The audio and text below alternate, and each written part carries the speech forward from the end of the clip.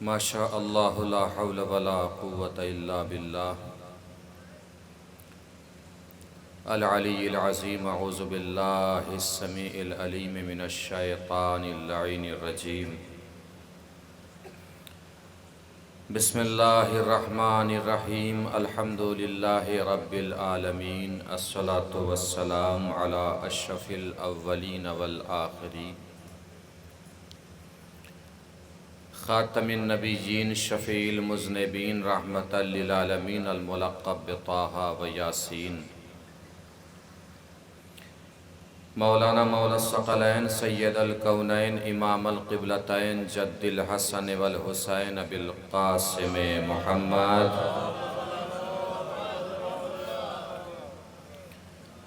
وعلى آلہ الطیبین الطاہرین المعصومین المظلومین المنتخبین المنتجبین الغر المیامین ولعنۃ اللہ الدائمۃ الباقیۃ علی اعدائہم وقتلتہم وغاصب حقوقہم ومنکر فضائلہم ومصائبہم من الآن الی قیام یوم الدین اما بعد فقد قال اللہ الحکیم فی القرآن الکریم بسم اللہ الرحمن الرحیم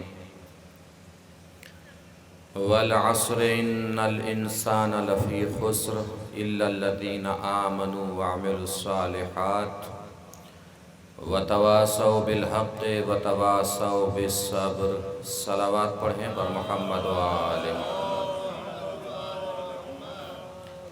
مل جل کے ایک اور بار بآواز سے بلند نعرہ صلوات۔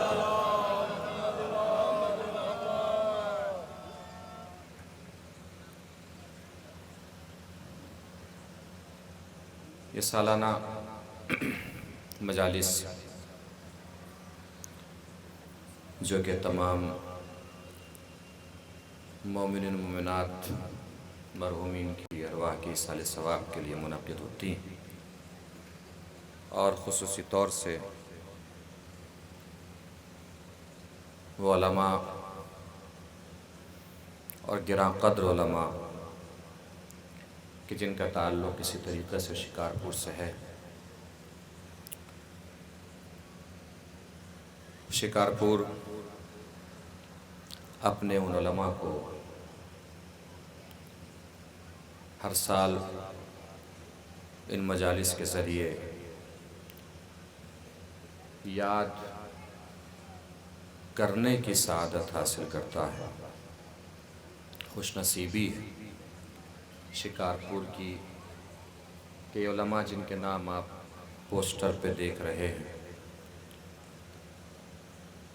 واقعی ایک طریقے کا اثاثہ تھے جن کے لیے وہ حدیث صادق آتی ہے کہ اگر ایک عالم اس دنیا سے چلا جائے تو اسلام میں ایک ایسی درار پیدا ہو جاتی ہے کہ جو قیامت تک نہیں بھرے گی۔ حافظ کفایت حسین صاحب جن کا تعلق شکارپور سے تھا،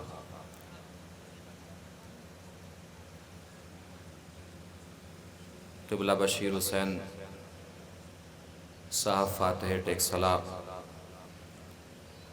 یہ عظیم شخصیت ہیں جنہوں نے تقریباً 1,00,000 لوگوں کو مذہب حقہ کی طرف بلایا ہے۔ 1,00,000 لوگ، زندگی گزر جاتی ہے، 1-2 افراد کو بھی اپنا مذہب ہم سمجھا نہیں پاتے، انہوں نے 1,00,000 لوگوں کو شیعت کی دعوت دی اور انہیں شیعہ بنایا۔ رئیس الحفاظ حافظ کفایت حسین صاحب قبلہ برجستہ اور برملا عالم دین، سیمینار ہو رہا تھا جس کا عنوان حسین تھا۔ ہر مذہب سے تعلق رکھنے والے علماء اس سیمینار میں موجود تھے۔ تو کسی عالم دین نے کھڑے ہو کے کہا کیا کہنا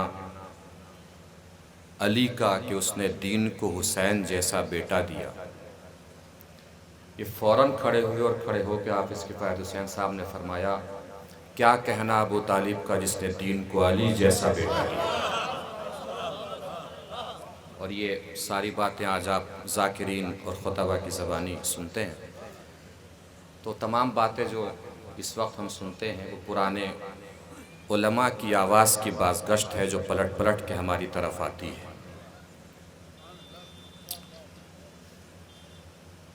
یہ علماء جن کا یاد کیا جانا اور یاد رکھا جانا، اور یہ یہیں سے ابتدائی تعلیم شکارپور ہی میں مدرسہ ہوا کرتا تھا احسن المدارس، اسی سے تعلیم یافتہ یہ دو افراد تھے جو عوض علی صاحب قبلہ کا مدرسہ تھا احسن المدارس شکارپور میں۔ عوض علی صاحب نے مدرسہ یہاں کھولا اور اسی احسن المدارس سے حافظ کفایت حسین صاحب اور بشیر حسین صاحب فاتح ٹیکسلا انہوں نے ابتدائی تعلیم حاصل کی، اور پھر یہاں کے بعد وہ نازمیہ عربی کالج تشریف لے گئے۔ تو یہ گرا قدر و بے بہا خزانہ ہے، جس خزانے کا بھی کچھ حصہ اگر ہمارے پاس موجود رہے تو ہماری اس دنیا کے لیے بھی کافی ہے، ہماری آخرت کے لیے بھی کافی ہے۔ اسی لیے گفتگو کرنے کے لیے اسی طرز اور اسی طریقت اور راستے کو برقرار رکھتے ہوئے سورہ مبارکہ عصر کی تلاوت کا شرف حاصل کیا۔ کون فائدے میں ہے یہ اس پوسٹر پہ دکھائی دے رہا ہے، اور کون خسارے میں ہے وہ سورہ عصر بتا رہا ہے۔ بسم اللہ الرحمن الرحیم والعصر ان الانسان لفی خسر، قسم ہے عصر کی کہ تمام انسان خسارے میں ہیں، تمام انسان گھاٹے میں ہیں۔ الا الذین آمنوا وعملوا الصالحات، جب گھاٹا ہوتا ہے تو فائدے کا بھی کوئی نہ کوئی راستہ نکل آتا ہے۔ یہ گھاٹے سے استثناء ہے ان افراد کے لیے کہ جو فائدے میں ہیں۔ کون فائدے میں ہے؟ الا الذین آمنوا وعملوا الصالحات، وہ لوگ فائدے میں ہیں کہ جو ایمان لائے اور جنہوں نے عمل صالح انجام دیا۔ وتواصوا بالحق وتواصوا بالصبر، اور وہ افراد فائدے میں ہیں کہ جو ایک دوسرے کو حق کی وصیت کرتے ہیں اور صبر کی وصیت کرتے ہیں۔ اس کا پہلے میں ظاہراً ترجمے کے اعتبار سے آغاز کیے دیتا ہوں، اس کے بعد انشاءاللہ الگ الگ لفظ کے اعتبار سے آپ سے گفتگو ہوگی۔ قسم ہے عصر کی کہ تمام انسان خسارے میں ہے، گھاٹے میں ہے۔ گھاٹے کے لیے دو الفاظ استعمال ہوتے ہیں، خسارہ اور نقصان۔ پروردگار نے خسارہ استعمال کیا ہے، نقصان استعمال نہیں کیا ہے۔ خسارہ اور نقصان میں فرق ہے، وہ انشاءاللہ میں عرض کروں گا۔ اگر خسارے سے بچنا ہے تو کرنا کیا پڑے گا؟ چار چیزیں پروردگار عالم نے بیان فرمائی۔ ایمان لائیے، عمل صالح انجام دیجیے۔ ایمان اور عمل صالح دو الگ الگ چیزیں نہیں ہیں۔ ایمان کا لازمہ ہے عمل صالح، اگر ایمان ہے تو عمل صالح اس ایمان کا مظہر ہے۔ عمل صالح کے ذریعے بتانا پڑتا ہے کہ ہمارے پاس ایمان ہے۔ وتواصوا بالحق وتواصوا بالصبر، تیسری چیز حق ہے، چوتھی چیز صبر۔ حق چھوٹا ہو یا بڑا، حق حق ہوتا ہے۔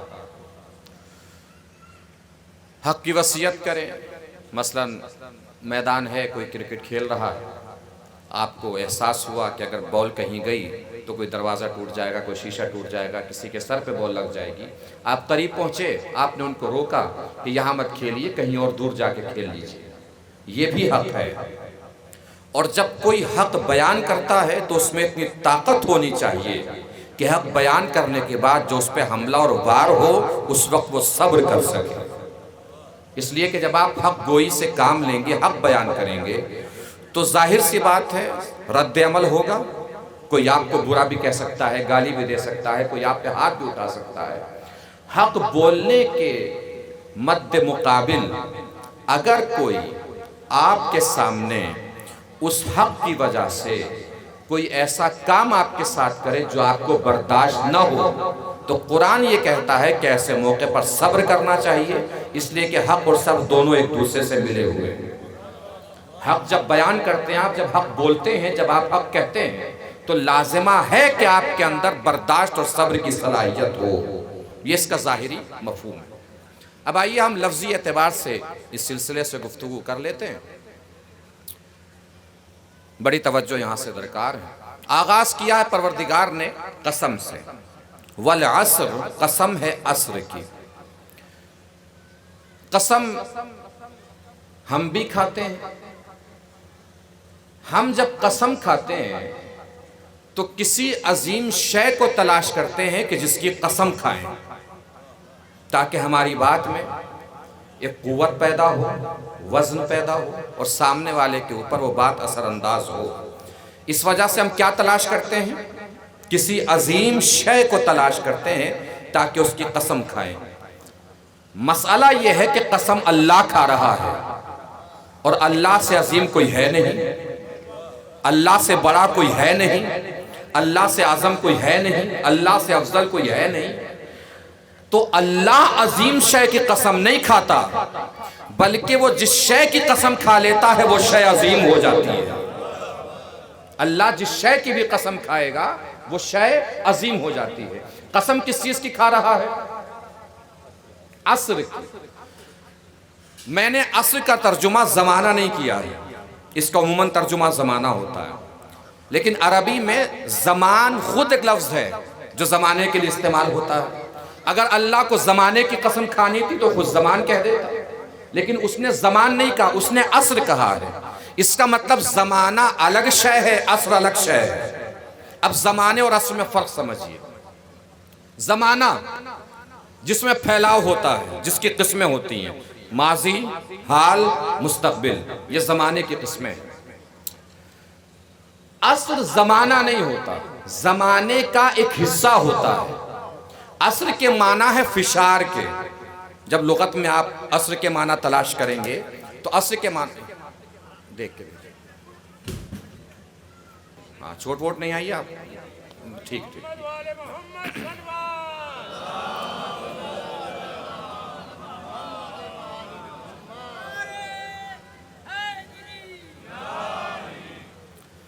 تو زمانے میں پھیلاؤ ہوتا ہے، اس کی قسمیں ماضی، حال، مستقبل. زمانے کے ایک حصے کو عصر بولتے ہیں. میں نے کیا عرض کیا؟ عصر یعنی فشار. ایک زمانہ جب دوسرے زمانے سے ٹکراتا ہے تو اس کے اندر ایک طریقے کا فشار پیدا ہوتا ہے. مثلا دن جا رہا ہے، رات آ رہی ہے، تو ایک وقت دوسرے وقت سے ٹکرا رہا ہے. اس ٹکراؤ کی وجہ سے جو فشار پیدا ہوتا ہے اس کو عصر بولتے ہیں. یعنی زمانے کے ایک مخصوص حصے کو عصر بولتے ہیں. تیزی سے گزرتے ہوئے زمانے کو عصر بولتے ہیں. پروردگار نے اسی عصر کی قسم کھائی ہے. قسم ہے عصر کی، زمانے کی قسم نہیں کھائی ہے. زمانے میں پھیلاؤ ہوتا ہے، اس کی قسمیں ہیں. زمانے کی قسمیں ہوتی ہیں، عصر کی قسمیں نہیں ہوتی. زمانے کی قسمیں ماضی، حال، مستقبل. دیکھیے بات یاد آ گئی تو سنتے چلیے. کتنی قسمیں ہیں زمانے کی؟ 3. کون کون سی؟ ماضی، حال، مستقبل. یہ زمانے کا پھیلاؤ ہے، اور جب اس پھیلاؤ کو آپ سمیٹیں گے تو 2 لفظوں میں زمانہ سمٹ جائے گا، کل اور آج. توجہ، پورے زمانے کے پھیلاؤ کو آپ سمیٹیے، کتنے لفظوں میں سمٹے گا؟ 2 لفظوں میں، کل اور آج. گزرے ہوئے زمانے کی بات ہے تو وہ بھی کل ہے، آنے والے زمانے کی بات ہے تو بھی کل ہے، اور چلتے ہوئے زمانے کی بات ہے تو وہ آج ہے. اس کا مطلب زمانے کا پھیلاؤ جب سمٹتا ہے تو 2 لفظوں میں زمانہ سمٹ جاتا ہے. کون کون سے لفظ میں؟ کل اور آج حسن اتفاق یہ ہے کہ تاریخ اسلام میں ہمیں دونوں لفظ ملے ہیں، کل بھی اور آج بھی۔ جب نبی نے خیبر کے میدان میں علم دینے کا اعلان کیا تو فرمایا کل میں علم اس کو دوں گا جو مرد ہوگا۔ توجہ، جب حضور نے علم دینے کے بارے میں اعلان کیا تو کیا فرمایا؟ کل میں علم اس کو دوں گا جو مرد ہوگا۔ تو تاریخ اسلام میں ہمیں کل بھی ملا اور آج بھی ملا۔ نبی نے فرمایا کل میں علم اس کو دوں گا جو مرد ہوگا، اور آج خدا نے غدیر کے میدان میں فرمایا آج میں نے دین مکمل کر دیا، نعمت تمام کر دی، اور میں تمہارے دین سے راضی ہو گیا۔ آج دین سے راضی ہوا ہے۔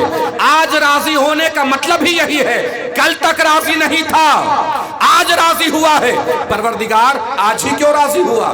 اللہ شاید جواب دے گا، اس لیے راضی ہوا کہ آج اس دین میں آفیشیل طریقے سے علی آ گیا۔ اس کا مطلب یہ ہے اللہ راضی ہی اس دین سے ہوتا ہے جس میں علی آ جائے۔ نہیں توجہ فرمائی؟ اس کا مطلب کیا ہوا؟ جس دین میں علی نہ ہو اللہ اس سے راضی نہیں ہوتا۔ سوچنے کی بات ہے، جس دین میں علی نہ ہو اللہ جب اس سے راضی نہیں ہوتا تو جس کے دل میں علی نہ ہو اللہ اس سے کیسے راضی ہو جائے گا؟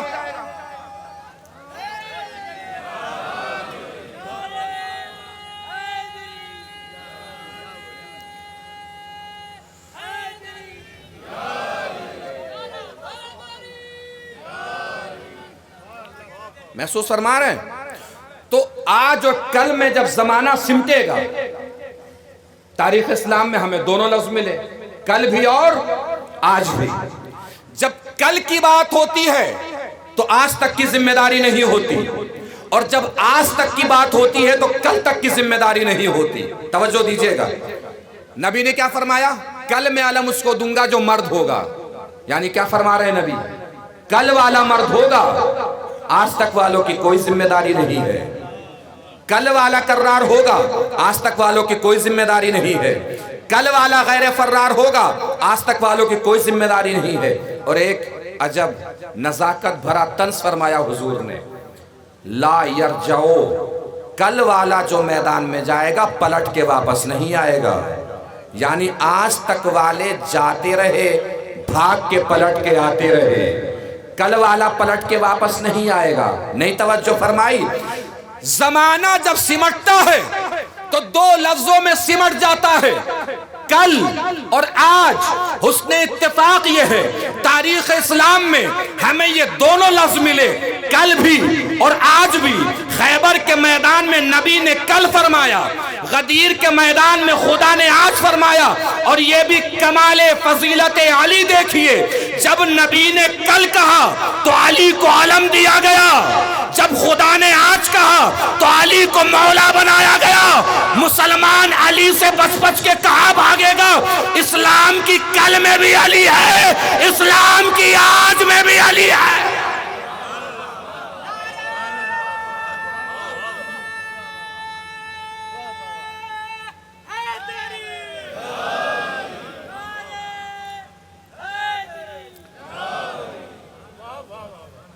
تو اللہ نے زمانے کی قسم نہیں کھائی، عصر کی قسم کھائی۔ اور قسم کو بھی سمجھیے، قرآن میں بہت ساری قسمیں کھائی گئی ہیں۔ قسم کے لیے جو لفظ استعمال کیا ہے پروردگار عالم نے قرآن مجید میں الگ الگ مقامات پر، اس پہ آپ کبھی توجہ دیجئے گا انشاءاللہ۔ قرآن کی تلاوت فرمائیے، قرآن میں غور و فکر کیجئے۔ کبھی کبھی پروردگار عالم نے جس لفظ کا استعمال کیا ہے وہی لفظ مراد ہے، اور کبھی جس لفظ کا استعمال پروردگار عالم نے اپنی قسم کے لیے فرمایا ہے اس لفظ کے پس منظر میں اور معنی مراد ہوتے ہیں۔ مثلا والنجم اذا ہوا، قسم ہے ستارے کی جب وہ جھکا، تو یہاں پہ ستارے کی قسم کھائی گئی ہے اور مراد بھی ستارہ ہی ہے۔ آگے بڑھیے، بسم اللہ الرحمن الرحیم۔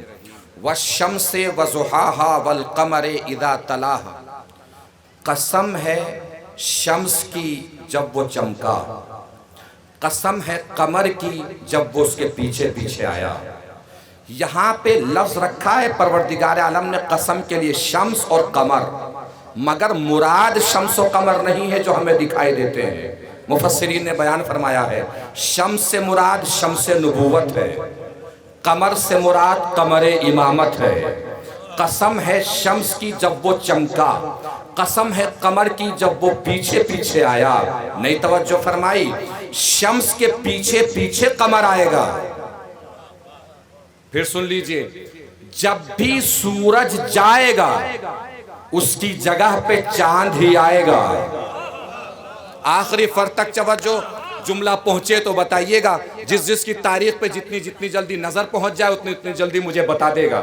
قسم ہے سورج کی جب وہ چمکا، قسم ہے چاند کی جب وہ اس کے پیچھے پیچھے آیا۔ اس کا مطلب جب بھی سورج جائے گا اس کی جگہ پہ چاند ہی آئے گا۔ جب بھی سورج جائے گا اس کی جگہ پہ چاند ہی آئے گا۔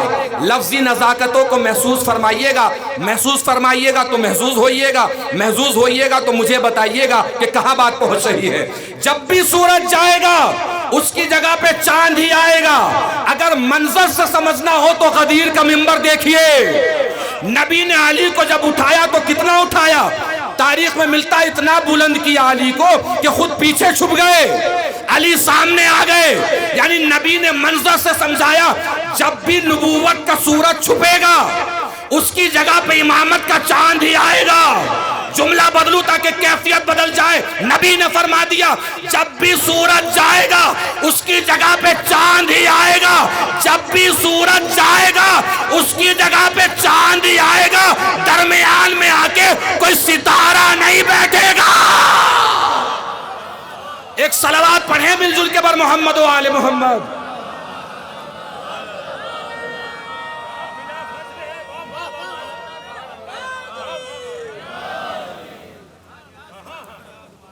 سورج کی جگہ پہ ہمیشہ چاند ہی آئے گا، درمیان میں کوئی ستارہ نہیں آئے گا۔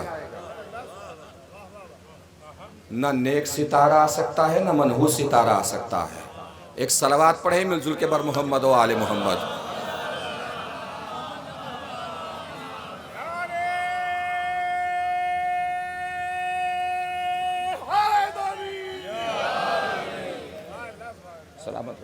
تو قسم ہے عصر کی کہ تمام انسان خسارے میں۔ اب خسارے کو ہم دیکھ لیتے ہیں، خسارہ کیا ہوتا ہے۔ پروردگار عالم نے نقصان استعمال نہیں کیا، خسارہ استعمال کیا۔ نقصان اور خسارے میں بھی ایک فرق ہے، توجہ فرمائیں گے؟ نقصان اور خسارے میں بھی ایک فرق ہے۔ نقصان ہوتا ہے، فائدہ بھی ہوتا ہے۔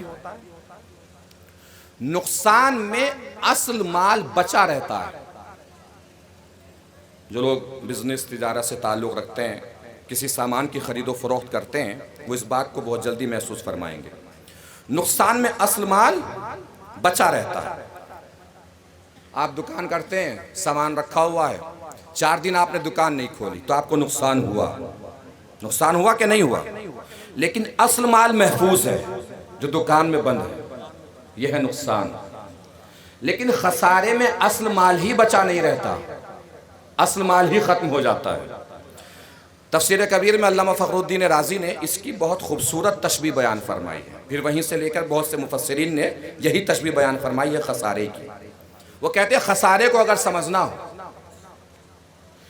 تو شام ڈھلے کسی برف بیچنے والے کو دیکھیے جس کو یہ احساس ہے کہ لوگ اپنے اپنے گھروں کو واپس جا رہے ہیں، اس کا برف کون خریدے گا؟ اور وہ آواز لگا رہا ہے کہ جلدی سے میرا برف خرید لو، جلدی سے میرا برف خرید لو۔ اس لیے کہ اسے پتا ہے کہ اگر تھوڑی دیر اور کسی نے برف نہ خریدا تو برف ہی نہیں بچے گا، برف کی جگہ پانی ملے گا۔ وہ کہتے ہیں کہ اسی کو خسارہ کہتے ہیں۔ اصل مال ہی جس میں ختم ہو جائے، کچھ نہ بچے تو وہ خسارہ ہے۔ مطلب کیا ہے؟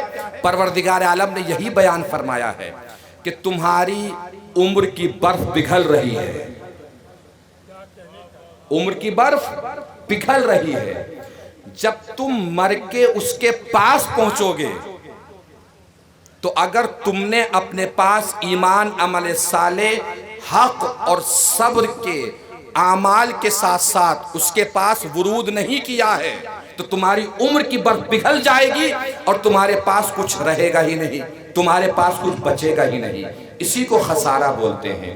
اگر عمر کی برف پگھلنے کے باوجود بھی تم کو اس کی بارگاہ میں فائدے کے ساتھ جانا ہے تو اس عمر کی برف کے اوپر غلاف چڑھائیے۔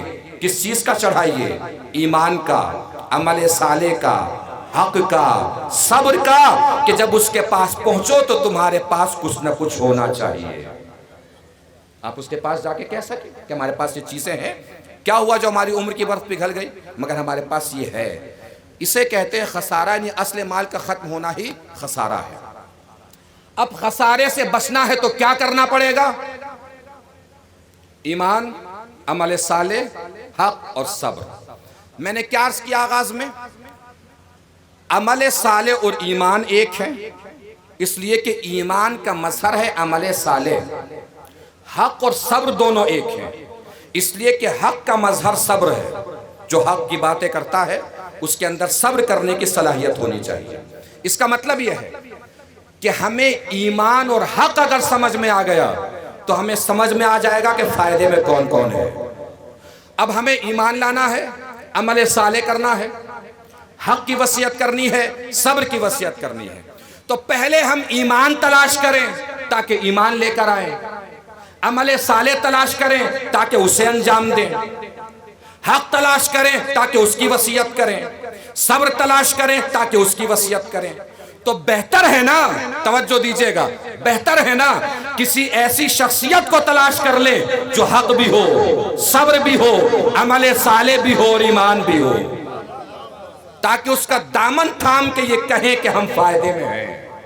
اب وہ کون شخصیت ہے جو ایمان بھی ہے اور حق بھی ہے؟ اس لیے کہ ایمان سمجھ میں آ گیا تو عمل صالح بھی سمجھ میں آ جائے گا، حق سمجھ میں آ گیا تو صبر بھی سمجھ میں آ جائے گا۔ اب حق کیا ہے یہ پتا کریں تاکہ سمجھ میں آ جائے کہ کس کے دامن کو تھامنا ہے، پھر دیکھیں گے ایمان کون ہے تاکہ یہ پتا چلے کہ کس کے دامن کو تھامنا ہے، تاکہ اس کے دامن کو تھام لیں تو ہم سب فائدے میں آ جائیں۔ اب حق تلاش کریں۔ قرآن مجید نے آواز دی، حق کیا کیا ہے؟ بسم اللہ الرحمن الرحیم، ذالکا بأن اللہ هو الحق، اللہ حق ہے۔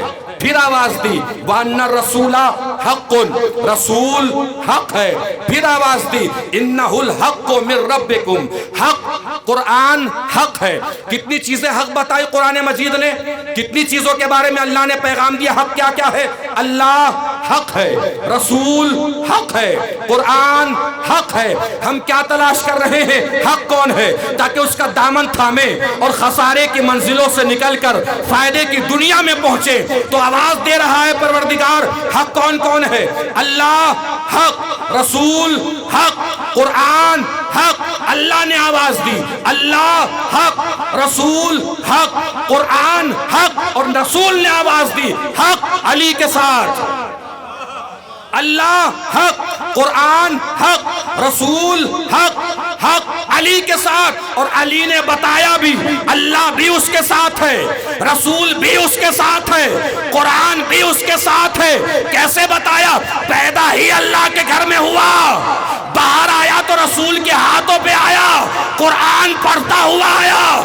علی نے بتا دیا اللہ بھی اس کے ساتھ ہے، رسول بھی اس کے ساتھ ہے، قرآن بھی اس کے ساتھ ہے، قرآن پڑھتا ہوا آیا۔ دنیا ہم سے کہتی ہے کیسی باتیں کر رہے ہو، چھوٹا سا بچہ بھی کہیں بول سکتا ہے بھئی علی کی دشمنی میں نبی کی عظمت کا تو انکار نہ کرو۔ یہ مت دیکھو کون بول رہا ہے، یہ دیکھو کس کے ہاتھوں پہ بول رہا ہے۔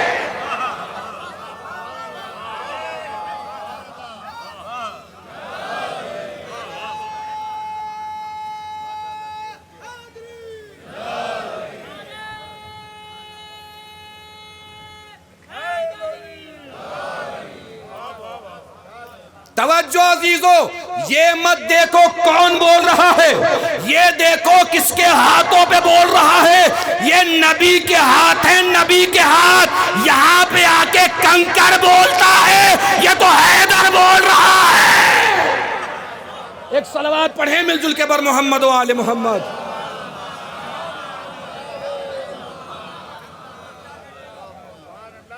محسوس فرما رہے ہیں؟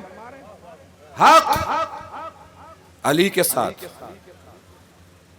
اب اگر دل میں علی کی محبت ہے تو صبر کرنے کی قوت ہونی چاہیے۔ پہنچ گئی بات؟ دنیا آپ کو تانے دے گی مگر علی کا دامن نہیں چھوڑنا ہے۔ دنیا آپ پہ طنز کرے گی مگر علی کا دامن نہیں چھوڑنا ہے۔ دنیا آپ کو مارنے کے فتوے دے گی مگر علی کا دامن نہیں چھوڑنا ہے۔ دنیا دیواروں میں چنوانے کی کوشش کرے گی مگر علی کا دامن نہیں چھوڑنا ہے۔ اگر علی کی محبت دل میں ہے تو پھر صبر کرنے کی قوت پیدا کیجئے۔ کیسے محبت کرنی ہے علی سے؟ کس طرح محبت کرنی ہے علی سے؟ اور کیسے صبر کی قوت اپنے اندر پیدا کرنی ہے؟ بس ایک مثال سے بات واضح ہو جائے گی۔ انشاءاللہ بہت سکون اور اطمینان کے ساتھ ایک بلند منزل اور بلند مقام تک آپ کو لے کے چلنا ہے۔ توجہ رکھیے گا، اسی طرح ساتھ ساتھ چلتے رہنا ہے۔ کیسے کرنی ہے علی سے محبت اور کیسے صبر کی قوت پیدا کرنی ہے خود کے اندر؟ کس طرح کرنی ہے علی سے محبت؟ کیسے کرنی ہے؟ جہاں پہ محبت کا حکم آیا ہے وہاں پروردگار عالم نے کیا ارشاد فرمایا؟ بسم اللہ الرحمن الرحیم، قل لا اسألکم علیہ اجرا الا المودۃ فی القربى۔ کیجئے ترجمہ، رسول ان سے کہہ دیجئے کہ میں تم سے بعنوان اجر رسالت کچھ نہیں چاہتا، صرف کیا چاہتا ہوں؟ الا المودۃ فی القربى، میرے قرابت داروں سے۔ ترجمہ اس کا یہی ہوتا ہے، میرے قرابت داروں سے محبت کرو، مودت کرو۔ سے کے لیے عربی ادب میں من استعمال ہوتا ہے۔ کیا استعمال ہوتا ہے؟ من۔ حسین منی وانا من الحسین، حسین مجھ سے ہے اور میں حسین سے ہوں۔ تو سے کے لیے کیا استعمال ہوتا ہے؟ من۔ میرے قرابت داروں سے محبت کرو، یہاں پہ من ہے ہی نہیں۔ یہاں کیا فرمایا پروردگار نے؟ الا المودۃ فی القربى، یہاں پہ فی رکھا ہے اللہ نے، فی۔ یہ فی بتائے گا کہ کس سے کرنی ہے اور کیسے کرنی ہے۔ کس سے اور کیسے سمجھ میں آ جائے تو بتائیے گا۔ اب کیسے کرنی ہے اس کو سمجھنا ہے تو میں ایک دوسری مثال آپ کے سامنے رکھتا ہوں۔ علی سے محبت کیسے کرنی ہے؟ آخری پر تک توجہ۔ جب ہم عربی پڑھنا شروع کرتے ہیں تو آغاز ہی میں ہمیں کتاب میں پڑھایا جاتا ہے السمک فی الماء۔ کیا پڑھایا جاتا ہے؟ السمک فی الماء۔ پہلے آپ دونوں جملوں کو تول لیجئے، ہم وزن ہے کہ نہیں ہے۔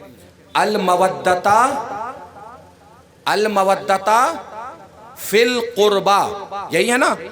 السمک فی الماء، السمک فی الماء سمجھ لیجئے، المودۃ فی القربى خود ہی سمجھ میں آ جائے گا۔ سمک کہتے ہیں مچھلی کو، فی کہتے ہیں میں، اندر والا میں، ان۔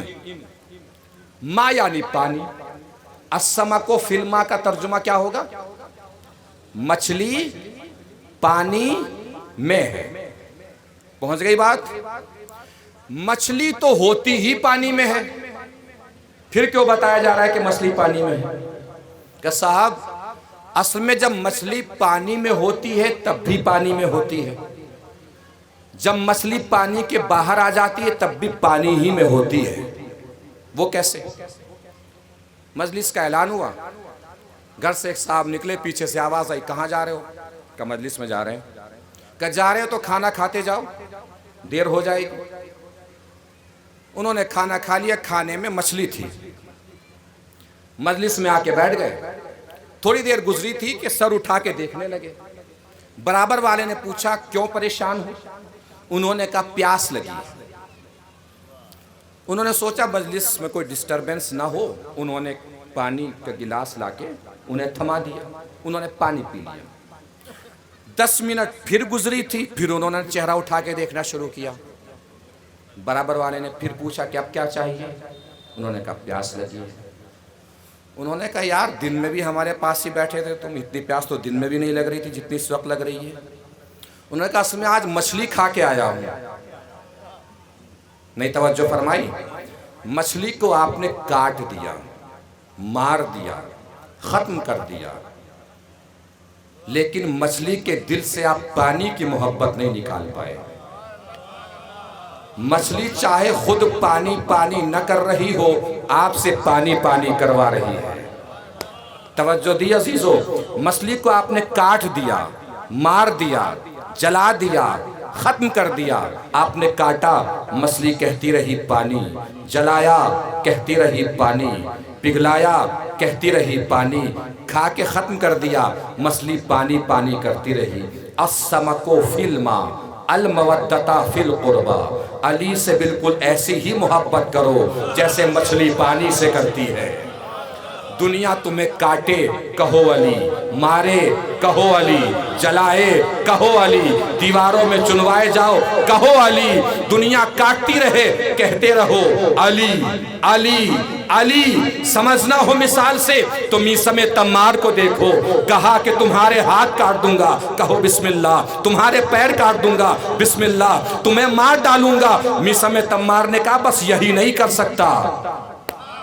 توجہ، میثم تمار نے کہا بس یہی نہیں کر سکتا، کہ میں نے کہا کہ تمہارے ہاتھ کاٹ دوں گا، تو نے کہا بسم اللہ، زمان کا تمہارے پیر کاٹ دوں گا، کہا بسم اللہ، میں نے کہا مار دوں گا، اب بول رہا ہے کہ یہ نہیں کر سکتا، کہا بالکل نہیں کر سکتا، کہا کیوں نہیں کر سکتا؟ کہا اس لیے نہیں کر سکتا کہ میرے مولا نے ایسے نہیں کہا ہے۔ توجہ، میرے مولا نے ایسے نہیں کہا ہے۔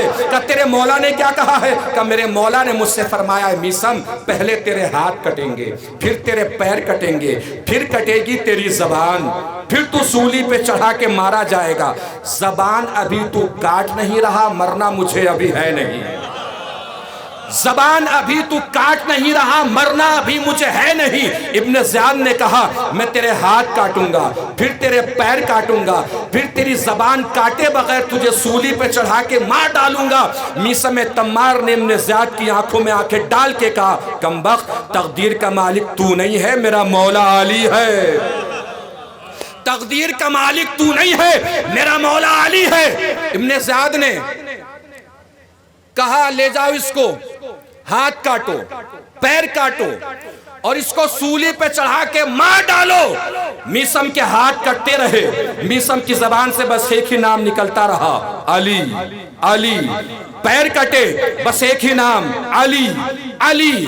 سولی پہ چڑھا کے مار ڈالو۔ میثم کو سولی پہ چڑھایا گیا، سولی پہ جا کے تختہ دار پہ جا کے میثم تمار کھڑے ہوئے، لوگوں کو دیکھ کے میثم نے فرمایا اے لوگوں سنو، میرے مولا نے مجھ سے کہا تھا پہلے میرے ہاتھ کٹیں گے، پھر میرے پیر کٹیں گے، پھر میری زبان کٹے گی، پھر میں مارا جاؤں گا۔ میرے ہاتھ کٹ گئے ہیں، پیر کٹ گئے ہیں، زبان ابھی یہ کاٹ نہیں رہا، اس لیے ابھی مرنا مجھے ہے نہیں، میرے پاس تھوڑا سا وقت بچا ہے، آؤ تمہیں علی کے فضائل سناؤ، آؤ تمہیں علی کے فضائل سجاؤں۔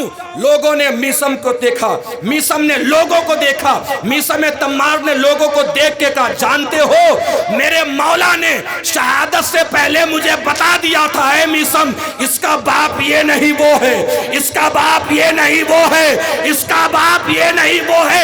ابن زیاد نے جلاد سے کہا جلدی زبان کاٹ، کہیں میرا نام نہ لے دے۔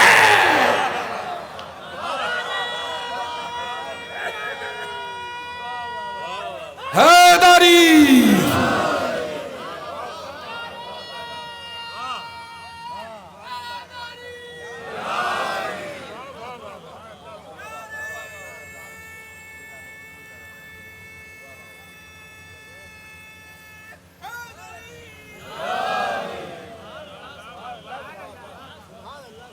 محسوس فرما رہے ہیں؟ تو جب علی کو دل میں بسا لیا ہے، علی کو دل میں اتار لیا ہے، علی کی محبت کے دامن کو تھام لیا ہے، تب صبر کی قوت ہونی چاہیے۔ دنیا کچھ بھی کہتی رہے، دامن علی کو ہاتھ سے کبھی نہیں چھوڑنا ہے۔ اور کیا فرمایا پروردگار نے؟ صبر اور حق پہنچ گیا، اب پہنچنا ایمان اور عمل صالح۔ تو اب یہ بھی آپ کو بتانا پڑے گا کہ ایمان کون ہے، جس کے لیے نبی نے میدان خندق میں اعلان فرمایا تھا، برز الایمان کلہ الی الکفر کلہ۔ آج کل ایمان کل کفر کے مقابلے پہ جا رہا ہے۔ ایمان بھی اچھا، دو منظر ہیں میدان خندق کے، دو مناظر۔ ایک منظر تو یہ ہے کہ جب علی نکلے کہ کل ایمان کل کفر کے مقابلے پہ جا رہا ہے۔ ایک منظر میدان کے اندر کا بھی ہے، وہ سب آپ کو معلوم ہے، کچھ بتانے کی ضرورت نہیں ہے۔ عمرو بن عبدود آ گیا تھا نبی کے خیمے تک اور اپنا نیزہ گاڑ دیا تھا نبی کے خیمے پر، اور نبی نے کیا فرمایا تھا؟ من لہذا الکلب، کیا ترجمہ ہے اس کا؟ کون ہے جو اس کتے کے مقابلے پہ جائے گا؟ خلق عظیم پر فائز رسول ایک انسان کو کہہ رہے ہیں، کون ہے جو اس کتے کے مقابلے پہ جائے گا؟ یا نبی اللہ، خلق عظیم پہ فائز ہیں آپ، اور ایک انسان کو کتا فرما رہے ہیں۔ حضور فرمائیں گے اگر آج خاموش رہا تو سنت کیسے بن پائے گی؟ کہ کیا سنت بنانی ہے؟ کہ قاعدہ بنانا ہے کہ جو بھی، جب بھی، جس زمانے میں بھی معصوم کے دروازے پر حملہ کرے، اس کا طہارت سے کوئی لینا دینا نہیں ہے۔ جو بھی جب بھی معصوم کے دروازے پر حملہ کرے، اس کا طہارت سے کوئی لینا دینا نہیں ہے۔ نبی نے پوچھا کون ہے جو جائے گا؟ علی کھڑے ہوئے، وہ سب معلوم ہے، بٹھا دیا پھر کھڑے ہوئے، بٹھا دیا پھر کھڑے ہوئے۔ اب نبی نے فرمایا ٹھیک ہے علی تم جاؤ۔ علی چلے تو کسی کی آواز آئی، علی جانتے ہو یہ عمرو بن عبدود ہے۔ علی نے اپنے سینے پہ ہاتھ مار کے فرمایا مجھے جانتے ہو؟ میں علی ابن ابی طالب ہوں۔ علی چل دیے۔ اچھا یہ بھی ایک نزاکت محسوس فرمائیے گا، جب یہاں تک آ ہی گیا ہوں تو یہ بھی سن لیجئے۔ چلتے وقت نبی نے فرمایا کہ جو بھی علی کی جیت کی خبر لائے گا میں اسے جنت کی، فرمایا نا نبی نے، سب کو معلوم ہے، جو بھی علی کی جیت کی خبر لائے گا میں اسے جنت کی بشارت دوں گا۔ اتنی سستی جنت فرما دی کہ جو بھی علی کی جیت کی خبر لائے گا میں اسے جنت کی بشارت دوں گا۔ یا نبی اللہ، اتنی سستی جنت؟ نبی فرمائیں گے جنت سستی نہیں کی ہے، دشمن کے دعوے کے مقابلے پر اپنا وعدہ بڑھایا ہے۔ توجہ، دشمن نے دعویٰ کیا کیا تھا؟ تمہارے نبی نے تم سے کہا ہے کہ میدان میں آؤ، سامنے والے کو مار دو، غازی کہلاؤ، غازی پہ جنت واجب۔ آ جاؤ مد مقابل سے مر جاؤ، شہید کہلاؤ، شہید پہ جنت واجب۔ دشمن نے کہا تھا مار کے جنت لے جاؤ یا مر کے جنت لے جاؤ، میں نے وعدہ بڑھا دیا۔ علی کی محبت کے صدقے میں آج مرنے مارنے کی بھی ضرورت نہیں ہے، جیت کی خبر لاؤ جنت لے جاؤ، جیت کی خبر لاؤ جنت لے جاؤ۔ یا نبی اللہ، جیت کی خبر لانے پہ جنت کا دعوے کے مقابلے پر وعدہ بڑھایا ہے۔ کہ کیسا وعدہ بڑھایا ہے؟ کس طریقے سے وعدہ بڑھایا ہے دعوے کے مقابلے پر؟ کہ دشمن نے دعویٰ کیا تھا یا مر کے جنت لے جاؤ یا مار کے جنت لے جاؤ۔ توجہ دیجئے گا، میں نے وعدہ بڑھایا کہ علی کی جیت کی خبر لاؤ جنت لے جاؤ۔ جیت کی خبر لانے کے لیے علی کی جنگ کو پہلے دیکھنا پڑے گا۔ بھائی جو دیکھے گا علی کی جنگ کو وہی جیت کی خبر لائے گا، کوئی اور لائے گا؟ وہی لائے گا۔ مثلا اب منظر دیکھیے، 100 لوگ کھڑے ہوئے ہیں، وہ علی کی جنگ دیکھ رہے ہیں، انہوں نے دیکھا کہ علی جیت گئے، اب وہ کیا کریں گے؟ وہیں کھڑے رہیں گے؟ بھاگیں گے، بھاگیں گے، بھاگ کے جانا ہے نبی کے پاس، چونکہ جو بھی پہلے خبر پہنچائے گا اسے جنت ملنی ہے۔ بھاگ کے جائے گا نبی کے پاس، بھاگ کے جائے گا نبی کے پاس، بھاگ کے جائے گا نبی کے پاس۔ اب بھی نہیں پہنچی بات، نبی نے کیوں فرمایا علی کی جیت کی خبر لاؤ جنت لے جاؤ؟ بھاگ کے جانا پڑے گا نبی کے پاس۔ نبی کہیں گے دشمن نے دعویٰ کیا تھا مر کے جنت لے جاؤ یا مار کے جنت لے جاؤ، میں نبی ہوں، ان کی اوقات بھی جانتا ہوں، ان کی حیثیت بھی جانتا ہوں۔ مرنے کا علم حوصلہ نہیں، مارنا ان کو آتا نہیں، کم سے کم بھاگنا تو آتا ہے۔ ایک صلوات پڑھیں مل جل کے بر محمد و آل محمد۔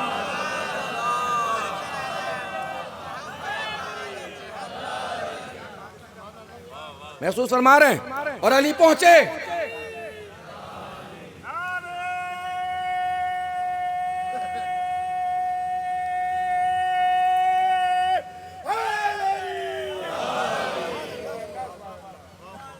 محسوس فرما رہے ہیں؟ علی نکلے اور نکلتے ہوئے مولا کائنات نے رجس پڑھا، لا تاجلن فقد اتاک مجیب صوتک، ٹھہر کہ ابھی تیری للکار کا جواب آ رہا ہے۔ مولا علی رجس پڑھ رہے ہیں، ٹھہر ابھی تیری للکار کا جواب آ رہا ہے۔ جو تیری للکار کا جواب دے گا کیسے؟ من ضرب یفنا وذکرہ یبقی، ایسی ضرب سے جواب دے گا جو فوراً ختم ہو جائے گی لیکن اس کا تذکرہ قیامت تک باقی رہے گا۔ ایسی ضربت سے جواب دینے والا آ رہا ہے جو ضربت تو لمحے بھر میں ختم ہو جائے گی، ذکر اس کا قیامت تک باقی رہے گا۔ نہیں توجہ فرمائی؟ میں عرض کروں گا یا علی کیسے نہ قیامت تک ذکر باقی رہے؟ اسی ضربت کو تو ثقلین کی عبادت سے افضل ہونا ہے، اسی ضربت کو ثقلین کی عبادت سے افضل ہونا ہے۔ پہنچے مولا، جیسے پہنچے عمرو بن عبدود نے پوچھا کون میرے مد مقابل آیا؟ مولا نے فرمایا میں ابو طالب کا بیٹا علی ہوں۔ جیسے عمرو بن عبدود نے سنا میں ابو طالب کا بیٹا علی ہوں، فوراً عمرو بن عبدود نے کہا میرے سامنے سے چلے جاؤ، میرے سامنے سے چلے جاؤ، اس لیے کہ تمہارا باپ ابو طالب میرا دوست تھا۔ جیسے اس نے کہا تمہارا باپ ابو طالب میرا دوست تھا، فوراً مولا نے فرمایا لا صداقت بین الکفر والاسلام، کفر اور اسلام میں کبھی دوستی نہیں ہو سکتی۔ نہیں توجہ فرمائی؟ جملہ میرا نہیں ہے، مولا کائنات کا ہے۔ اب یہاں سے لے کے وہاں تک جتنے افراد بیٹھے ہیں، دائیں بیٹھے ہوں یا بائیں بیٹھے ہوں، سامنے بیٹھے ہوں یا پیچھے بیٹھے ہوں، جس جس کے دل میں حضرت ابو طالب کی جتنی محبت جلوہ گر ہے اس کے ہاتھ سے پتہ چلنا چاہیے، بولتی ہوئی زبان سے پتہ چلنا چاہیے، بلند لہجوں سے پتہ چلنا چاہیے۔ آپ کے اٹھے ہوئے ہاتھ، بولتی ہوئی زبان میری خطابت کو داد نہیں، حضرت ابو طالب کی عظمتوں پہ سلام ہوگا۔ جملہ میں عرض کر دوں گا، دیکھوں گا پھر کون کتنی بلندی پہ جا کے حضرت ابو طالب کی عظمتوں کو سلام کرتا ہے۔ پوری طاقت سمیٹ لیجئے گا، پوری طاقت سے پڑھنے جا رہا ہوں، پوری طاقت سے جواب دینا ہے۔ کیا کہا مولا نے؟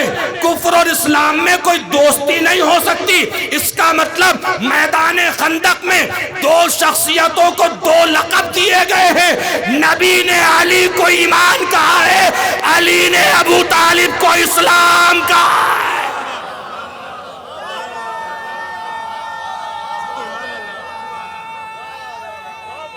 حیدری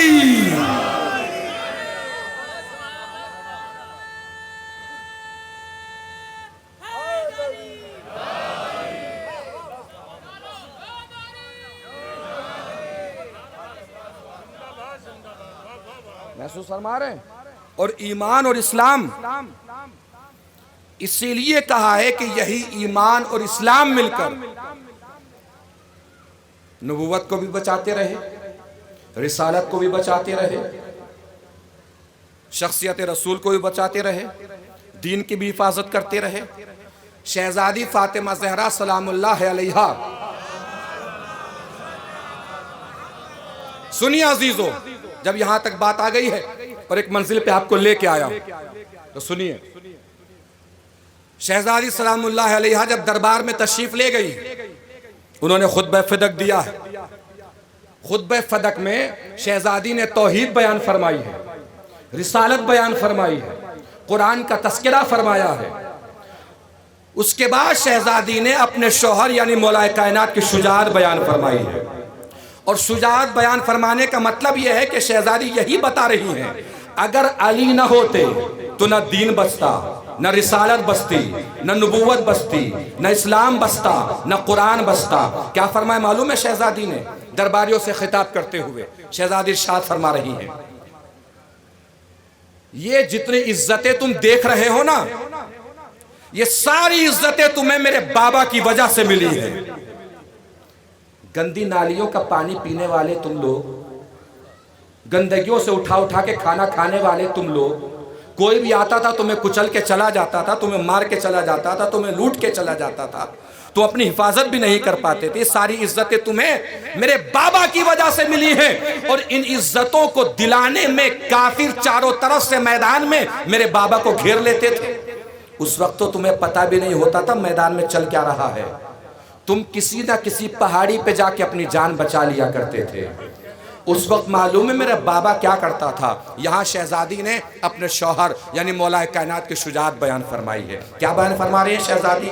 توجہ دیجئے گا عزیزو، مولا کائنات کی شجاعت سنی ہے ہم نے، خطبہ کی زبانی سنی ہے، علماء کی زبانی سنی ہے، شعراء کی زبانی سنی ہے۔ میں شہزادی سلام اللہ علیہا کی زبانی مولا کائنات کی شجاعت سنانے جا رہا ہوں۔ لگنا چاہیے یہاں پہ کہ مولا کائنات کی شجاعت پڑھی جا رہی ہے، مولا کائنات کی شجاعت سنی جا رہی ہے۔ منظر ذہن میں پہنچ جائے تو یہاں کا منظر بدل جانا چاہیے۔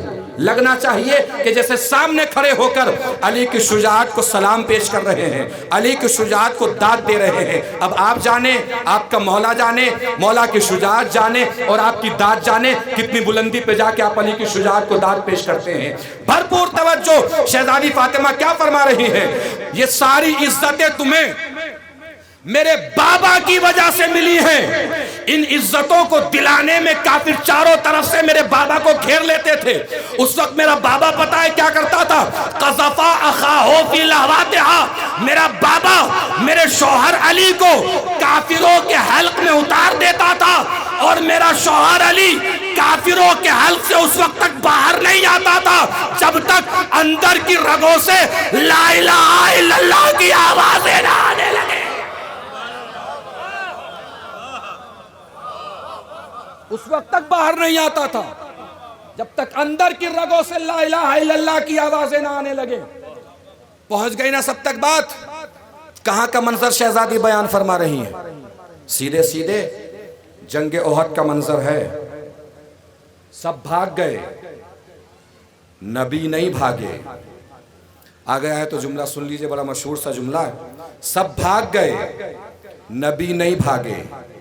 سب بھاگ گئے، نبی نہیں بھاگے۔ نبی اپنے پیروں کو میدان میں جمائے ہوئے ایسے کھڑے تھے جیسے اللہ کا عرش نبی کے کاندھوں پہ ٹھہرا ہو۔ اگر نبی میدان سے ہٹیں گے تو کہیں عرش الہی نہ گر پڑے۔ سب بھاگ گئے، نبی نہیں بھاگے۔ دنیا ہم سے کہتی ہے تمہاری شجاعت کے بیان میں صرف علی ہی دکھائی دیتے ہیں، نبی تو دکھائی ہی نہیں دیتے۔ میرے جوانوں، اگر آج کے بعد کوئی آپ سے کہے نا تمہاری شجاعت کے بیان میں صرف علی ہی دکھائی دیتے ہیں، نبی تو دکھائی ہی نہیں دیتے، تو پلٹ کے بول دیجئے گا کہ تمہیں اتنی دیر تک میدان میں رکنے کی عادت ہو تو نبی دکھائی دینا۔ سب بھاگ گئے، نبی نہیں بھاگے۔ کافروں نے چاروں طرف سے نبی کو گھیر رکھا ہے۔ قریب تھا کہ کافروں کی تلواریں اٹھیں اور نبی کے بدن تک پہنچیں کہ اچانک سارے میدان کی نگاہوں نے دیکھا کہ میدان میں بادل سا گرجا، بجلی سی چمکی، اور علی نبی اور کافروں کے درمیان سے گزرے۔ علی نبی اور کافروں کے درمیان سے گزرے۔ نزاکت محسوس فرمائیے گا، علی نبی اور کافروں کے درمیان سے گزرے۔ علی کا نبی اور کافروں کے درمیان سے گزرنا تھا، سارے کافر گزر گئے۔ علی نے نبی کا طواف کرنا شروع کیا. ایسا لگ رہا تھا جیسے کعبہ امامت کعبہ نبوت کا طواف کر رہا ہو. سارے میدان کی نگاہوں نے دیکھا کہ علی کی تلوار چل رہی ہے. کسی کا سر گیا, کسی کا سینہ گیا, کسی کے زانو گئے, کسی کے پاؤں گئے.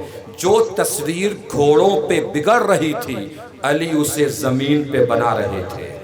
اچانک کسی بدبخت کی آواز گونجی, توجہ, کسی بدبخت کی آواز گونجی, قد قتل محمد معاذ اللہ ثم معاذ اللہ ثم معاذ اللہ, محمد قتل کر دیے گئے. علی نے جب یہ آواز سنی, علی نے جلدی سے جھپٹ کے دیکھا کہ نبی کدھر ہیں. ایک جگہ سے نبی کو اٹھایا. علی نے نبی کو ایک ہاتھ پہ بلند کر کے فرمایا, کہاں بھاگے جا رہے ہو؟ ھذا محمد, ھذا محمد, ھذا محمد.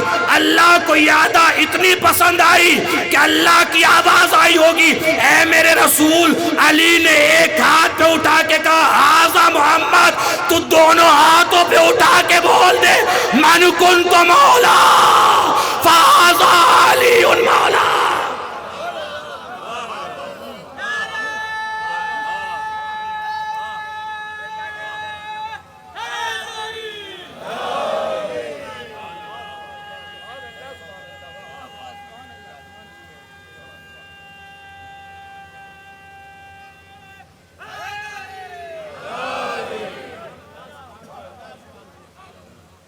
محسوس فرما رہے ہیں؟ والعصر ان الانسان لفی خسر, قسم ہے عصر کی کہ تمام انسان خسارے میں ہیں. بس کون فائدے میں ہے؟ الا الذین آمنوا, جو ایمان لائے, جنہوں نے عمل صالح انجام دیا. اور میں نے کیا عرض کیا؟ ایمان اور عمل صالح ایک دوسرے کا لازمہ ہے. جہاں ایمان ہوتا ہے عمل صالح کے ذریعے سے اس ایمان کا اظہار ہوتا ہے. اور عمل صالح, یہ بھی توجہ دینے والی بات ہے جو عرض کر رہا ہوں, عمل صالح جو ہے وہ اچانک میں ہو جانے والا عمل نہیں بن سکتا. اچانک میں کوئی نیک عمل ہم سے ہو گیا, وہ عمل صالح نہیں ہے. عمل صالح کا دار و مدار جان بوجھ کے کیے جانے والے ایسے عمل پر ہے کہ جس کے اندر یہ صلاحیت ہو کہ وہ عمل ہمیں خدا سے قریب کرے, وہ ہے عمل صالح. اور عمل صالح کا پورا دار و مدار نیت پر ہے. آخری بات ہے, میرے جوان بھائی اور نوجوان بھائی اس بات کو محسوس فرمائیں گے, بزرگ بہرحال سب بہتر جانتے ہیں. جو بھی ہم زندگی میں عمل انجام دیتے ہیں, جو بھی عمل صالح مقید نہیں ہے. نماز, روزہ, مصلی, فرش اعضاء, امام باڑے, مسجد میں مقید نہیں ہے. جو بھی ہم زندگی میں عمل انجام دیتے ہیں بعنوان عمل, اس کو ہم نیت کے ذریعے سے عمل صالح بنا سکتے ہیں. صبح اٹھے, گھر سے نکل رہے ہیں, کسی کام کے لیے جا رہے ہیں, اپنے بزنس کے لیے, تجارت کے لیے, آفس میں, کہیں بھی جا رہے ہیں, کسی بھی جگہ جا رہے ہیں, نیت کریں, ارادہ کریں کہ شریعت نے ہمیں حکم دیا ہے کہ اپنے اہل و عیال کے لیے رزق حلال کمائیں. وہی رزق حلال کمانے کے لیے میں نکل رہا ہوں, صرف اللہ کے لیے. ہمارا پورے دن کا رزق حلال کمانے کی کوشش کو یہ نیت عمل صالح بنا دے گی. پورے دن کا عمل ہمارا عمل صالح بن جائے گا اگر ہماری یہ نیت ہے. اس لیے کہ نیت ہی فرق پیدا کرتا ہے, نیت ہی امتیاز پیدا کرتا ہے.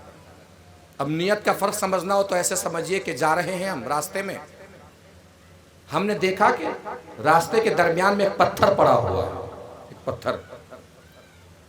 ہم نے اپنے طاقت کے زوم میں اس پتھر پہ پیر مارا, پتھر راستے سے الگ ہٹ گیا, ہم نے پتھر ہٹا دیا. ایک دوسرے صاحب جا رہے تھے, انہوں نے سوچا کہ راستے میں ایک پتھر پڑا ہوا ہے, اس پتھر سے کسی دوسرے انسان کو کہیں چوٹ نہ لگ جائے. انہوں نے یہ سوچ کے پتھر پہ پیر مارا اور پتھر راستے سے الگ ہٹ گیا. ایمانداری سے بتائیے، عمل تو دونوں نے ایک کیا ہے، دونوں نے ایک کیا ہے. نیت کے فرق نے ان کے عمل کو عمل صالح بنا دیا. نیت بدل گئی. انہوں نے طاقت کے زوم میں پتھر پہ پیر مارا ہے اور ان صاحب نے یہ سوچ کے پتھر پہ پیر مارا، اس نیت کے ساتھ پتھر پہ پیر مارا کہ اس پتھر سے کہیں کسی کو چوٹ نہ لگ جائے. مطلب کیا ہے؟ کہنے کی وجہ میرے کیا ہے؟ بیان کرنے کی وجہ کیا ہے؟ بیان کرنے کا مقصد کیا ہے؟ مطلب کیا ہوا کہ نیت کیجئے کہ ہمیں اس کام کے ذریعے سے اللہ سے قریب ہونا ہے. آپ کا ہر عمل عمل صالح بنتا چلا جائے گا. آپ کا ہر کام نیک کام بنتا چلا جائے گا. آپ کا ہر کام اچھا کام بنتا چلا جائے گا.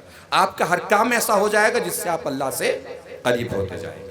اور جب ہر کام میں ہمیں نیت کرنے کی عادت پڑ جائے گی کہ اللہ سے قریب کسی طریقے سے ہو جائیں، تو پھر ہم زندگی میں ہر اس کام کرنے سے بچیں گے جو کام ہمیں اللہ سے دور کرتا ہو. جب ہمیں عادت پڑ گئی کہ ہم نیت کر رہے ہیں، ہم کام کر رہے ہیں، ہم اللہ سے قریب ہونے کے لیے عمل انجام دے رہے ہیں، تو زندگی میں ہم اس کام کرنے سے بچیں گے جو ہمیں اللہ سے دور کرتا ہو. بس عزیزو، میری بات تمام ہو گئی.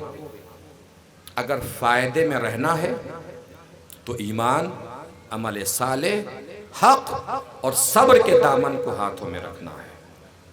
قرآن مجید سے آپ کا رابطہ اور آپ کا کانٹیکٹ صرف تلاوت کا نہیں ہے، صرف حفظ کرنے کا نہیں ہے، صرف یاد کرنے کا نہیں ہے. قرآن سے آپ کا بہت گہرا تعلق ہے، بہت گہرا تعلق ہے. اتنا گہرا ہے کہ قرآن آپ سے باتیں کرتا ہے. قرآن کیسے باتیں کرتا ہے؟ ہر لفظ قرآن کا آپ کو اس لفظ کا کردار بتاتا ہے. آپ ان لوگوں میں سے نہیں ہے جو قرآن کی کسی آیت کو پڑھ کے کھڑے ہو جائیں اور کہہ دیں کہ ہمیں پتہ نہیں اس آیت سے کیا مطلب ہے، اس لفظ سے کیا مراد ہے، اس حرف سے کیا مراد ہے. قرآن جب آپ پڑھتے ہیں تو آپ کو ہر لفظ میں اس کا خارج میں کوئی کردار نظر آتا ہے. قرآن جب صراط مستقیم کہتا ہے تو آپ کو پتہ ہوتا ہے کہ صراط مستقیم کون ہے. قرآن جب نبأ عظیم کہتا ہے تو آپ کو پتہ ہے کہ نبأ عظیم کون ہے. قرآن جب آپ کو آیت تطہیر سناتا ہے تو آپ کو پتہ ہے چادر تطہیر کے نیچے کون کون تھے. قرآن جب قربہ کہتا ہے تو آپ کو پتہ ہوتا ہے قربہ سے مراد کون کون ہے. لفظ اور آیت کی بات چھوڑیے، بسم اللہ کی بے کے نیچے جو نقطہ لگا ہوا ہے آپ کو تو یہ بھی پتہ ہے نقطے سے مراد کون ہے. اس کا مطلب قرآن کا ہر لفظ آپ سے باتیں کرتا ہے، قرآن کا ہر حرف آپ سے باتیں کرتا ہے، قرآن کا ہر نقطہ آپ سے باتیں کرتا ہے. اسی طریقے سے قرآن جب بول رہا ہے کہ سب انسان خسارے میں ہیں، بس وہ فائدے میں ہیں جنہوں نے ایمان کا دامن، عمل صالح کا دامن، صبر اور حق کا دامن تھامے رکھا ہے، جو ایمان لے کر آئے، عمل صالح انجام دیا، جنہوں نے حق کی وصیت کی، جنہوں نے صبر کی وصیت کی. تو آپ کو پتہ ہے صبر، حق، ایمان اور عمل صالح سے مراد کیا کیا ہے اور کون کون ہے. جو بھی کچھ کیجئے عمل صالح نیت کے ساتھ کیجئے کہ ہم اللہ سے قریب ہونے کے لیے کام انجام دے رہے ہیں. جب اللہ سے قریب ہونے کے لیے ہم کوئی بھی کام انجام دیں گے تو پھر اللہ ہمیں بھولے گا نہیں. پھر ہم وہ عمل صالح انجام دے کے دنیا سے چلے بھی جائیں گے، ہم چلے جائیں گے، ہمارا کردار نہیں مرے گا، ہمارا کیا گیا عمل نہیں مرے گا. کربلا دیکھیے، کتنے ایسے 72 ہوں گے کائنات میں جن کو ہزاروں نے گھیر کے مار ڈالا ہوگا. آپ کو کتنوں کے نام یاد رہتے ہیں؟ اخبار کی سرخی میں آتے ہیں کچھ دن، نیوز چینل کی ہیڈ لائنز میں آتے ہیں کچھ دن کہ فلاں جگہ اتنے لوگوں کو مار دیا گیا. پھر وہ ہیڈ لائن سمٹتی سمٹتی سمٹتی ایک 2 لفظوں کی خبر میں سمٹ جاتی ہے. پھر 2-3 دن کے بعد وہ خبر بھی ختم ہو جاتی ہے، پھر کسی کو یاد نہیں رہتا. لیکن حسین کا لشکر دیکھیے، دنیا مٹا پائی آج تک حسین کو؟ حسین کو مٹا پائی ہے دنیا، حسین کے لشکر کو مٹا پائی ہے. بڑوں کو چھوڑیے، 6 مہینے کا ایک بچہ تھا جس کا نام علی اصغر تھا، اس کی شخصیت کو بھی تاریخ مٹا نہیں پائی نہ دبا پائی. اور اس بچے کی شخصیت کو بھی چھوڑیے، ہونٹوں پر ابھرنے والی مسکراہٹ کو بھی کوئی نہیں مٹا پایا نہ دبا پایا. یہ نہ مٹنا نہ دبنا بتا رہا ہے کہ کربلا میں جو حسین اور حسین کا قافلہ آیا تھا، اس نے ہر عمل اللہ کے لیے انجام دیا ہے. ان کا مسکرانا بھی اللہ کے لیے، ان کا راتوں کو جاگنا بھی اللہ کے لیے، ان کا رونا بھی اللہ کے لیے، ان کا ہنسنا بھی اللہ کے لیے، ان کی عبادتیں اللہ کے لیے، ان کا سر کاٹنا بھی اللہ کے لیے تھا، سر کٹانا بھی اللہ کے لیے تھا۔ کون ہوتا ہے؟ سب مٹ جاتے ہیں۔ 6 مہینے کے بچے کی شخصیت کو بھی کوئی نہیں مٹا پایا۔ 6 مہینے کا بچہ جس کا نام علی اصغر تھا، جب مصائب اس سمت چل ہی پڑے ہیں تو پھر اسی کو میں مکمل کیے دیتا ہوں۔ تو بچہ تاریخ انسانیت میں سب سے زیادہ جس واقعے پر آنسو بہائے گئے ہیں اس واقعے کو واقعہ کربلا کہتے ہیں، اور واقعہ کربلا میں سب سے زیادہ جس شہید پہ آنسو بہائے گئے ہیں اس شہید کو علی اصغر کہتے ہیں۔ علی اصغر جانتے ہیں؟ ایک مصنف، ایک رائٹر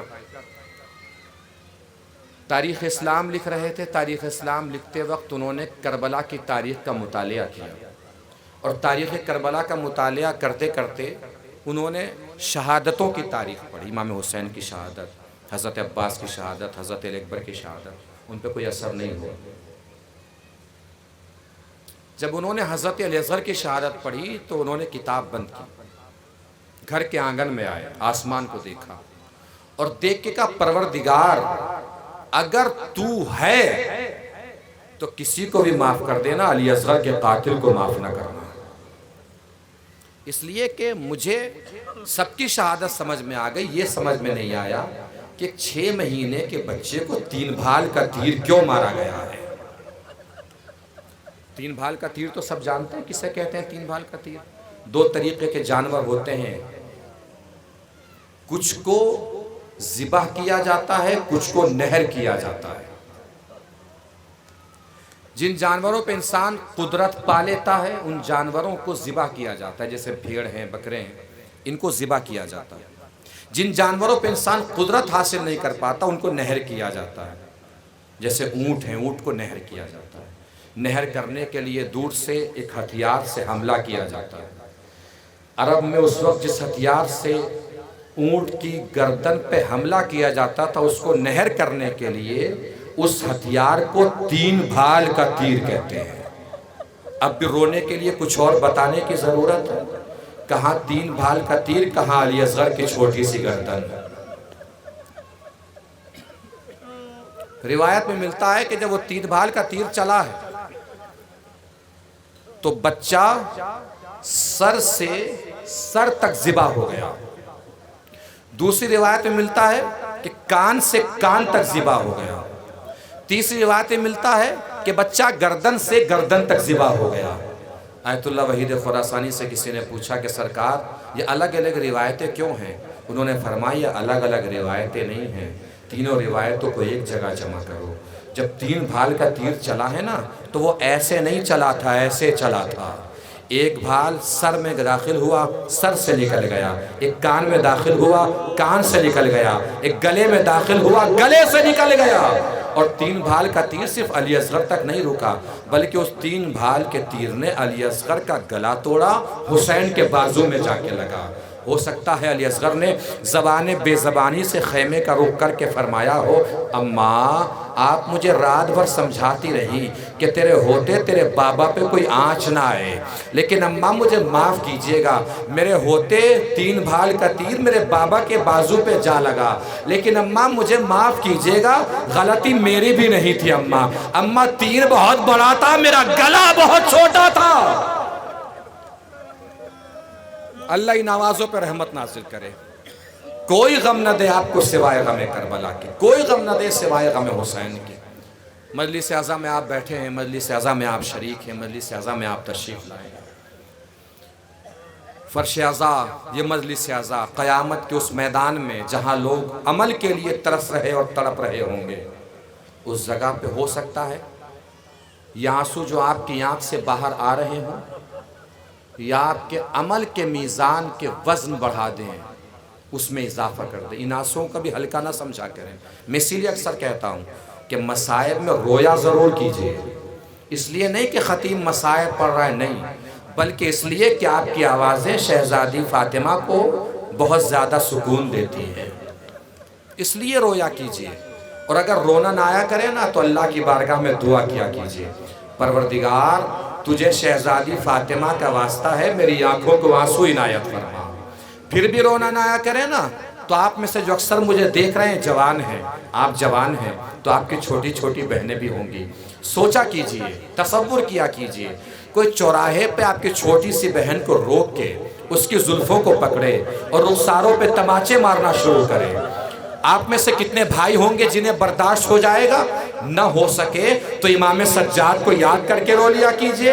امام سجاد کربلا سے کوفہ، کوفہ سے شام، یہی دیکھتے دیکھتے چلے گئے، کبھی شمر سکینہ کو تماچے مار جاتا تھا، کبھی خولی تماچے مار جاتا تھا۔ اور مصائب صرف سننے نہیں چاہیے، مصائب کو سوچنا بھی چاہیے۔ سوچئے جب سکینہ کے رخسار پہ تماچے لگتے ہوں گے تو سکینہ کا عالم کیا ہوتا ہوگا؟ کیا عمر تھی جناب سکینہ کی؟ 4 سال کی بچی سکینہ۔ ہم نے اپنے گھروں میں بھی تو 4 سال کے بچے دیکھے ہیں نا، سوچئے دل پہ ہاتھ رکھ کر، کوئی 4 سال کے بچے کے رخسار پر بھرپور طاقتور جوان پوری طاقت سے تماچا مارے، بچہ زمین پہ کھڑا رہ سکتا ہے؟ گر نہیں جائے گا۔ شمر جب سکینہ کو تماچے مارتا تھا سکینہ زمین پہ گر جاتی تھی، پھر اٹھانے کے لیے شمر ملعون تازیانے مارا کرتا تھا۔ اور جانتے ہیں عزادارو، جب سکینہ نہیں اٹھتی تھی نا تازیانے مارتا تھا۔ تازیانے جب لگتا ہے نا کسی بدن پر تو تازیانے کی ایک شکل و صورت بنتی ہے۔ تازیانہ جانتے ہیں نا کسے کہتے ہیں؟ گھوڑا، جس کو آپ نے گھوڑے کے بدن پہ مارتے ہوئے دیکھا ہوگا، وہی تازیانہ ہوتا ہے۔ اس کی شکل ہر زمانے میں بدلی ہوئی ہوتی ہے، بس یہ گھوڑا کو سمجھ لیں کہ تازیانے ہیں۔ جب تازیانے کسی بھی بدن پہ لگتے ہیں تو تازیانوں کی شکل ہوتی ہے۔ تازیانہ بدن پہ چاروں طرف لپٹ جاتا ہے، اس کو الگ کرنے کا طریقہ ہے، 2 طریقے ہیں، یا تو تازیانے کا سرا پکڑ کے اس کو آہستہ آہستہ کھولا جائے گا یا تازیانے کو کھینچ لیا جائے گا۔ سکینہ کا جب شمر تازیانے مارتا تھا، تازیانہ مار کے تازیانہ کھینچ لیتا تھا۔ جب تازیانہ کھینچتا تھا نا تو تازیانہ تنہا نہیں آتا تھا، سکینہ کا پاکیزہ لہو تازیانے میں لپٹ کے تازیانے کے ساتھ آ جاتا تھا۔ سکینہ آواز دیتی تھی، امو جان مجھ سے برداشت نہیں ہو رہا ہے۔ آخری روایت ہے، مصائب تمام ہیں، رو لیجئے گا جتنا رونا ہوگا، دے لیجئے گا جتنا پرسہ دینا ہوگا۔ امام سجاد فرماتے ہیں شام کا بازار تھا، شمر نے تماچا مارا، سکینہ زمین پہ گر گئی، اٹھ نہ سکی تو تازیانے مارنے شروع کیے۔ سکینہ پھر بھی نہ اٹھی تو شمر ملعون میرے پاس آیا، میرے بدن پہ تازیانے مارنے لگا کہ اپنی بہن کو اٹھاؤ ورنہ ہم تمہیں ماریں گے۔ جب میری ننھی سی بہن نے دیکھا نا جوان بھائی کے بدن پہ میری وجہ سے تازیانے لگ رہے ہیں تو سکینہ نے جلدی سے اپنے آپ کو اٹھایا، دوڑی اور میرے اوپر خود کو گرا دیا۔ مولا شمر نے تازیانہ روک لیا ہوگا، کہ روک لیتا تو ستم کیا تھا، جیسے مجھے مار رہا تھا ویسے ہی سکینہ کو مارنے لگا۔ بس یہی وہ موقع تھا جب سکینہ نے مجھے مدد کے لیے پکارا، مگر میں سکینہ کی کوئی مدد نہ کر سکا۔ عربی میں جملہ پڑھوں گا، جتنا مجھ سے ترجمہ ہو سکے گا اتنا ترجمہ کر دوں گا، جتنا آپ محسوس فرما لے اتنا رو لیجئے گا۔ امام سجاد سے سائل نے سوال کیا، پوچھا راوی نے، مولا کیا کہا سکینہ نے؟ امام سجاد نے کانپتے بدن کے ساتھ کھڑے ہو کر سر سے امامے کو دور پھینک کے فرمایا، جب سکینہ کو شمر تازیانے مار رہا تھا نا تو سکینہ نے میرے سامنے ہاتھ جوڑ کے کہا، یا اخی قل لہو لا تضرب علی خدیہ، بھیا شمر سے بس اتنا کہہ دیجئے کہیں بھی تازیانے مار لے میرے رخساروں پہ تازیانے نہ مار، پہلے ہی میرے رخسار اس کے تماچوں سے رنگین ہے، اب میرے رخساروں میں طاقت نہیں ہے کہ اس کے تازیانوں کی ضرب بھی برداشت کر پائے۔ ہوا مصیبتہ، ہوا کربلا، ہوا سکینہ، ہوا اسغرہ۔ الا لعنت اللہ علی القوم الظالمین، سیعلم الذین ظلموا ای منقلب ینقلبون، انا للہ و انا الیہ راجعون، رضا بقضائہ و تسلیما لامرہ۔ باراللہ اس مجلس رضا فرشادہ کو جو بھی ثواب تو نے معیر و مقرر فرمایا ہے، اسے جن تمام افراد کے لیے ان مجالس کا انعقاد کیا گیا ہے باراللہ ان سب کو جوار معصومین میں جگہ عنایت فرما، سب کے درجات بلند فرما، جو بھی حضرات یہاں تشریف فرما ہیں، شریک مجلس ہیں، مومنین مومنات، مائیں بہنیں بیٹیاں، جوان بزرگ بچے، جو بھی یہاں تشریف لائیں، بارہلا سب کی شرکت اور عبادت کو اپنی بارگاہ میں قبول فرما۔ بارہلا جو بھی حضرات پریشان حال ہیں ان کی پریشانی کو دور فرما، جو مقروض ان کے قرضوں کو ادا فرما، جو بغیر کسی خطا کے مقید ہیں انہیں قید سے رہائی دلا، جو بیمار ہیں انہیں شفاء کامل و عاجلہ عنایت فرما، پرچم اسلام کو سر بلند فرما، پرچم کفر و نفاق کو سرنگو فرما، مقامات مقدسہ کی حفاظت فرما، علماء کرام کی حفاظت فرما، مراجع کرام کی حفاظت فرما، امام آخر کے ظہور میں تعجیل فرما، اور ہم سب کو اس قابل بنا کے بعد ظہور امام کے انصار و اعوان میں شمار ہو سکیں۔ گزارش ایک مرتبہ اور سورہ حمد اور 3 مرتبہ سورہ اخلاص کی تلاوت فرما کر تمام مرحومین مومنین مومنات اور وہ تمام علماء کرام جن کے نام یہاں تحریر ہیں ان کو شامل کر کے سورہ فاتحہ کا ثواب ان سب کو ایصال فرما دیں۔